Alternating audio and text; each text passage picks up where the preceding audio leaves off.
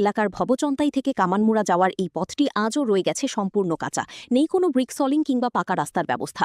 দীর্ঘদিন ধরে এই দুর্গম পথ দিয়েই জীবনের ঝুঁকি নিয়ে যাতায়াত করতে হচ্ছে স্থানীয় বাসিন্দাদের। এলাকার মানুষের অভিযোগ, এই রাস্তায় থাকা একটি বক্স কালভার্ট প্রায় 5 বছর আগে ভেঙে ছড়ার জলে বিলীন হয়ে যায়। কিন্তু এত দীর্ঘ সময় পেরিয়ে গেলেও নতুন করে কালভার্ট নির্মাণ বা রাস্তার উন্নয়নে কোনো উদ্যোগ গ্রহণ করা হয়নি। বন্ধু নগর, তারপরে এই এলাকায় কত ফ্যামিলি আছে এই সাইডে? এই সাইডে তো আমার এত গোনা নাই। আমরা এটা তো পূর্ব দিনাবন্ধু, আর আমরা সেই পঞ্চায়েত দল। এই রাস্তা কতদিন হয়েছে? এমনি এই রাস্তা কয় বছর চলবে না?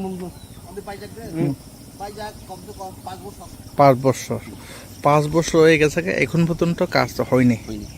আপনারা অভিযোগ করছেন? স্থানীয়দের দাবি, জনপ্রতিনিধি এবং সংশ্লিষ্ট দপ্তরের কাছে একাধিকবার বিষয়টি জানানো হলেও সমস্যার কোনো স্থায়ী সমাধান হয়নি। শুধু রাস্তা নয়, এলাকায় পানীয় জলের সমস্যাও দীর্ঘদিনের।